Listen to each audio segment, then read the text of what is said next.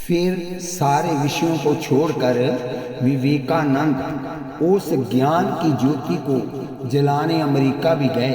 कर्मशाह आप कथा रोज ही सुने, तभी आपको मालूम पड़ेगा कि पहले क्या सुना था, अब आगे क्या आ रहा है।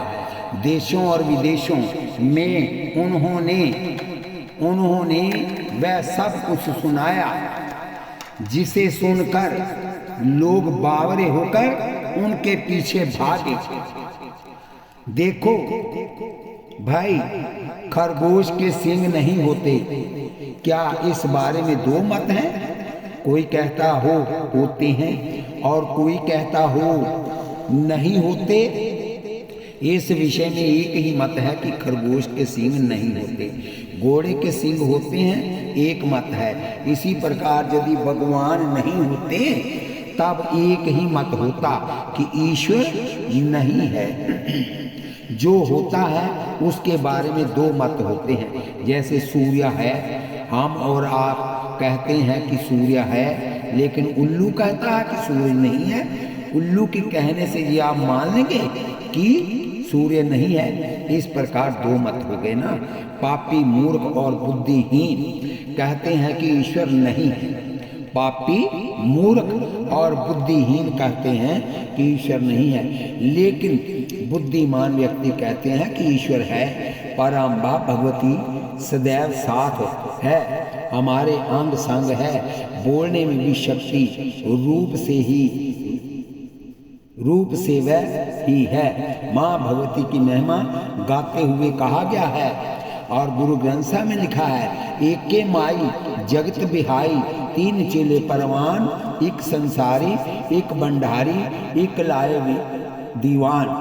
और वो भगवती ने आगे तीन चेलों का करके इस सृष्टि का निर्माण करवाया। ये बुद्धि क्या है?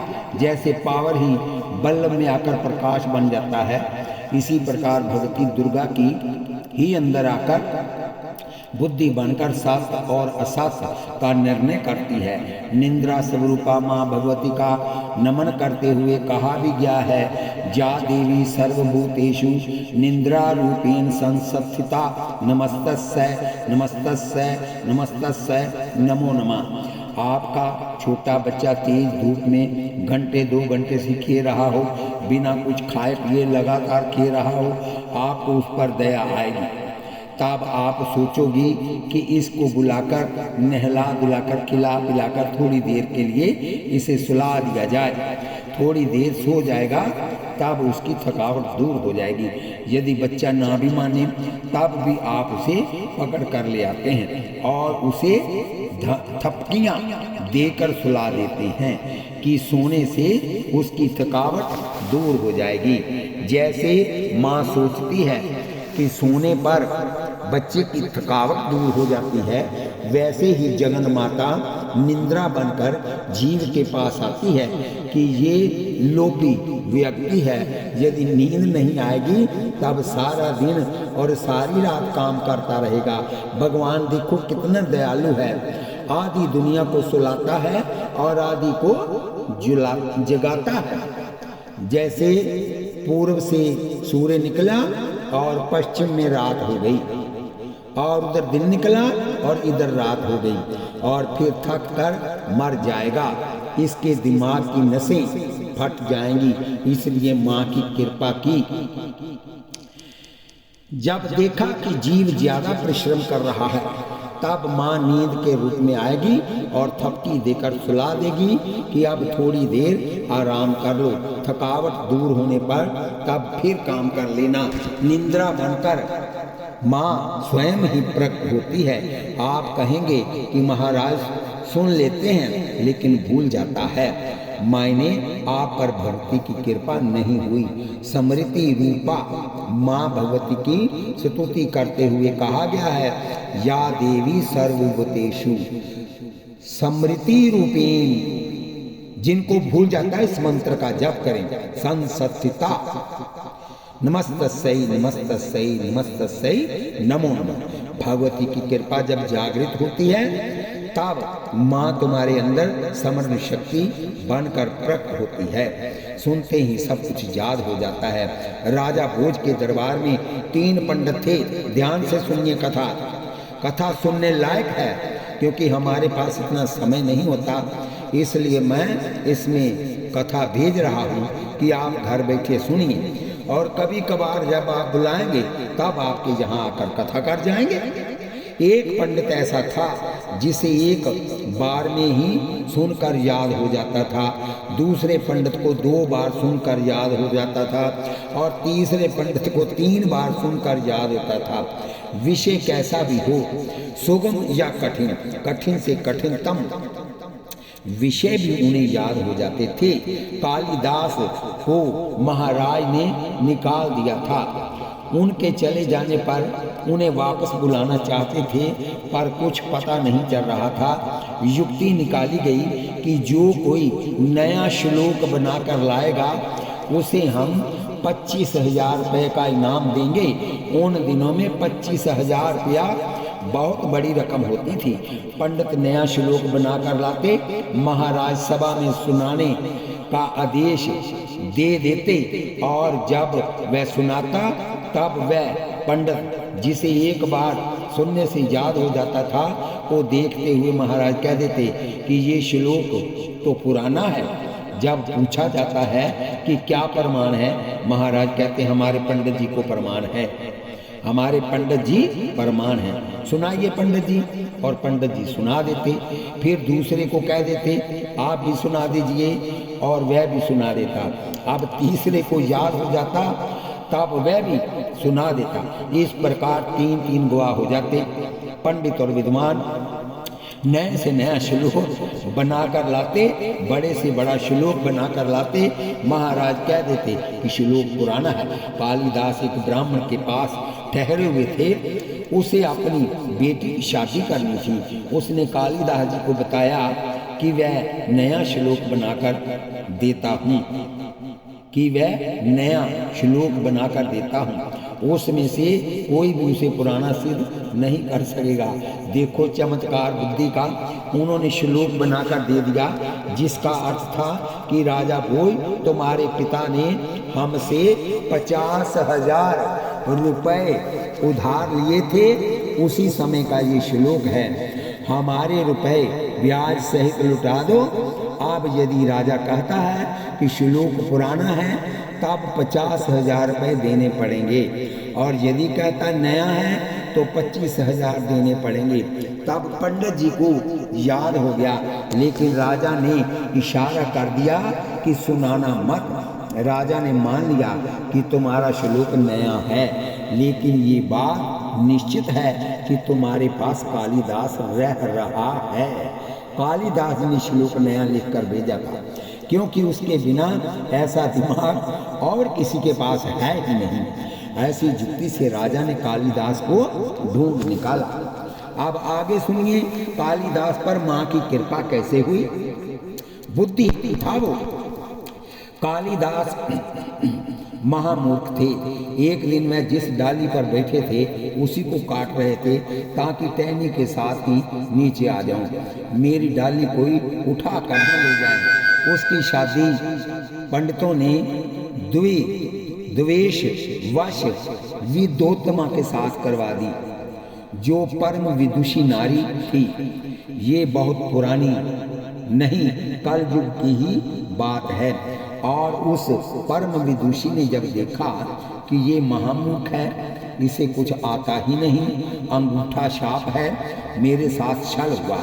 मैं कहती थी कि जो मुझे शास्त्रार्थ में पराजित करेगा उसके साथ विवाह कराऊंगी, लेकिन जिसके साथ मेरी शादी हुई ये तो मूर्ख है। फिर उसने सोचा कि उससे भगवती काली की आराधना करवाई, इसलिए नाम कालिदास पड़ा। उसने अपने पति से कहा कि अमुक महात्मा के पास जाओ और मंत्र लेकर जप करो।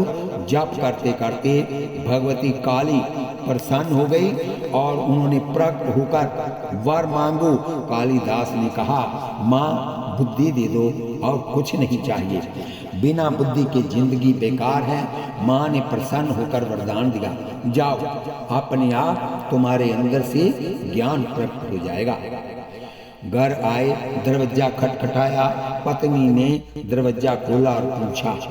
पत्नी ने 4 शब्द बोले। उन चारों से कालिदास ने 4 ग्रंथ लिख दिए, जो इतने मूर्ख थे कि जिस डाली पर बैठे थे उसी को काट रहे थे कि डाली नीचे गिर गई तो कोई उठाकर न ले जाए, जब डाली नीचे गिरे तो उसके ऊपर मैं बैठ जाऊं। उन्होंने 4 शब्दों से 4 ग्रंथ लिख देते। अस्ति कंचित वाग विशेषा, जिसका हिंदी में अर्थ है कि अपनी वाणी में कोई विशेषता आई। उन्होंने कहा, हाँ अस्ति। उन्होंने कुमार संभव, रघुवंश, मेघदूत 3 ग्रंथ लिख दिए। कुमार संभव, रघुवंश, मेघदूत 3 ग्रंथ लिख दिए। 80 शब्द से आरंभ करके कुमार संभव, कंचित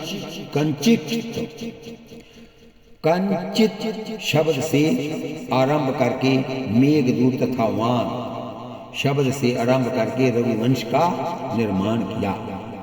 इस प्रकार तीनों शब्दों से आरंभ होने वाले 3 काव्यों की रचना कर डाली। पत्नी चरणों में गिर गई, समझ गई कि माँ भगवती की कृपा हो गई।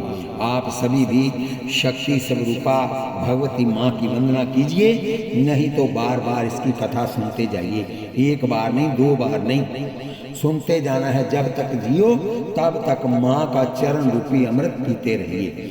या देवी सर्वभूतेषु शक्ति रूपीण सत्यता नमस्तस्यै नमस्तस्यै नमो नमः। शक्ति के रूप में, बुद्धि के रूप में, इंद्रा के रूप में, समृद्धि के रूप में, क्रांति के रूप में, सौंदर्य के रूप में जितने भी गुण हैं सब में भगवती है। सूरज प्रकाश का शक्ति है, चांद में शीतलता प्रदायक शक्ति है, अग्नि में दाहक शक्ति है, चुंबक में लोहे को खींचने की शक्ति है, इंजन में सैकड़ों डिब्बे लेकर 100 किलोमीटर की रफ्तार से दौड़ने की शक्ति है, आप में बोलने की शक्ति है, चलने की शक्ति है, काम करने की शक्ति है, हर जगह शक्ति है। शक्ति के बिना कोई स्थान नहीं है। ये सारा संसार शक्ति से ही चल रहा है। एतावता शक्ति की आराधना करो, बोलिए बांके बिहारी लाल की जय। गृहस्थों के लिए 5 देव हैं, इन 5 देवों की तुम्हें पूजा करनी चाहिए। 5 मैंने पंच, 5 मैंने सरपंच, जो 5 निर्णय दे वो सत्य होता है। हमारे यहाँ एक पंडित थे, वह सदा देवी का पाठ करके, ध्यान दीजिए, दुर्गा सप्तशती पाठ करके ही जल पीते थे। ये उनके नियम थे। आप भी किसी ना किसी एक नियम से बन जाइए। आप ये भी संशय कर सकते हैं कि रामायण के आधार पर सबसे बड़े राम हैं, भागवत के आधार पर सबसे बड़े श्री कृष्ण हैं, शिव पुराण के आधार पर सबसे बड़े शिव हैं और देवी भागवत के आधार पर सबसे बड़ी माँ है। आखिर हम सबसे बड़ा किसको माने? दिमाग चकरा जाता है। पहली बात ये समझ लें कि सनातन धर्म में 5 देव उपासना का विधान है। गणपति, सूर्य, विष्णु और उनके अवतार राम और कृष्ण, पराम्बा भगवती, कृष्ण, शंकर और पराम्बा भगवती। प्रत्येक गृहस्थ को 5 देव उपासना करनी चाहिए। आप कहेंगे कि हम किसको माने? आप जिसको मानते हैं उसी को माने, इष्ट उसी को माने। जैसे पतिव्रता नारी पति के साथ विवाह करके आई है, पति से प्यार करती है, पति की सेवा करती है, लेकिन पति के साथ संबंध रखने वाले सास, ससुर, नंद, देवर और आए गए अतिथि की भी सेवा करती है। कुछ ऐसे पंथ बने हैं जो कहते हैं कि एक की ही उपासना करो, एक का ही प्रसाद खाओ। ये द्वेष भावना है और सनातन धर्म किसी के साथ ना राग करता है ना द्वेष करता है, उससे उनका धर्म नष्ट नहीं होता। वह सेवा सबकी करती है, लेकिन प्यार केवल पति से करती है। वह सबकी सेवा इसलिए करती है कि पति इनसे प्यार करते हैं। हम इनकी सेवा करेंगे तब पति हम पर ज़्यादा प्रसन्न रहेंगे। आप भी अपना एक इष्ट बना लें और समझ लें कि चारों इनके घर के सदस्य हैं। ये सब हमारे इष्ट के परिवार के सदस्य हैं।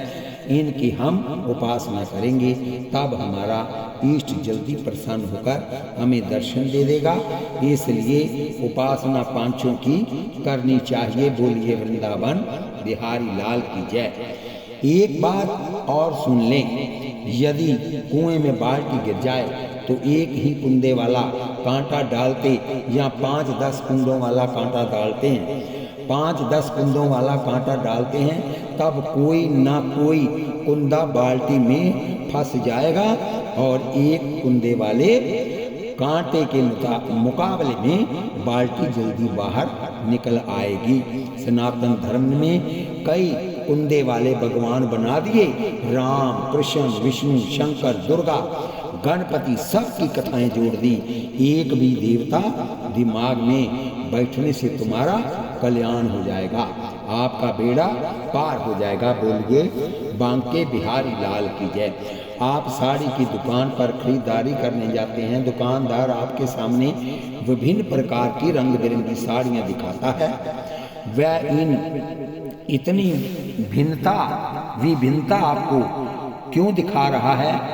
ताकि कोई ना कोई साड़ी आपके मन को पसंद आ जाए। जैसे कई प्रकार की साड़ियाँ दिखाने से कहीं ना कहीं आपका मन अटक जाता है, इसी प्रकार सनातन धर्म भी प्रभु के विभिन्न रूप आपके सामने पेश कर रहा है ताकि कहीं ना कहीं आपका मन लग जाए और आपका बेड़ा पार हो जाए। सारे तत्व एक हैं, भेदभाव कहीं नहीं है। जो दुर्गा है वही भगवती राधा है, सीता है वही राम है, वही कृष्ण है, वही विष्णु है और वही शंकर है। बोलिए वृंदावन बिहारी लाल की जय। त्रिपुर सुंदरी तंत्र में लिखा है कि दुर्गा त्रिपुर सुंदरी ही कृष्ण बनकर बांसुरी बजाती है। त्रिपुर सुंदरी तंत्र में लिखा है कि दुर्गा त्रिपुर सुंदरी ही बनकर कृष्ण बनकर बांसुरी बजाती है और सारे संसार को मोहित कर देती है। कालिया पुराण में लिखा है कि भगवान शंकर राधा बनते हैं और काली कृष्ण बनती है। एक बार शंकर और पार्वती में विनोद चल रहा था। पार्वती अम्बा कहती है कि पुरुषों को स्त्रियों के दिल का पता नहीं होता। स्त्री जिससे प्यार करती है पूरे दिल से करती है और पुरुष भमरा होता है, वह नारी के हृदय को समझ नहीं पाते। भगवान शंकर ने कहा कि पुरुष नारी को प्रसन्न करने के लिए सारी जिंदगी लगा देता है। नारी को क्या पता है कि पुरुष के हृदय में नारी के लिए कितना प्यार है। अम्बा पार्वती ने कहा भोलेनाथ आपको नारी के हृदय का पता नहीं लग सकता। भगवान शंकर ने कहा तुम्हें पुरुष के दिल का पता नहीं लग सकता। उन्होंने एक दूसरे के हृदय का पता लगाने के लिए एक योजना बना दी। भगवान शंकर गौरवर्ण है, बोले मैं गोरी गोरी राधा बन जाता हूँ, तुम काली हो इसलिए तुम कृष्ण बन जाओ। तुम मेरे दिल की जान लेना, मैं आपके दिल की जान लूंगा। तुम हमारे लिए तड़पना और हम तुम्हारे लिए तड़पेंगे और दोनों की समझ में आ जाएगा कि एक दूसरे का दिल कैसा होता है। इसलिए भगवान शंकर और भगवती काली राधा कृष्ण बनकर प्रकट हुए, बांसुरी बजाई, दिव्य लीला की इसमें जिसमें आज भक्त लोग रम रहे हैं। और इतनी लीलाएं की भगवान ने कि मेरी लीला करते करते उसी में ही आप लीन हो जाइए और जीवों का उद्धार हो जाएगा। प्रभु के विभिन्न रूपों में कहीं भेद नहीं है। भेदभाव दूसरों ने पैदा कर दिए हैं, जो नए नए पंथ बने हैं। ये सनातन धर्म को खत्म करने के लिए ही षड्यंत्र रचे जा रहे हैं। नेताओं ने भेद पैदा किया, सांप्रदायिकवादियों ने भेद पैदा किया। तुलसीदास जी राम के भक्त हैं, लेकिन गणपति की स्तुति करते हैं, सरस्वती की वंदना करते हैं, भगवती दुर्गा की स्तुति करते हैं। जैसे जय जय जय गिरिवर राज किशोरी, जय महेश मुख चंद चकोरी, जय गजबंदन छुड़ानन माता, जगत जननी दामन दुति गाता। अर्थात ही श्रेष्ठ पर्वतों के राजा हिमाचल की पुत्री पार्वती आपकी जय हो, जय हो। हे महादेव के मुख रूपी चंद्रमा की और टकटकी लगाकर देखने वाली चकोरी आपकी जय हो। हे हाथी के मुख वाले गणेश जी और 6 मुख वाले स्वामी कार्तिकेय जी की माता, हे जगजननी, हे बिजली की सी कांति युक्त शरीर वाली आपकी जय हो।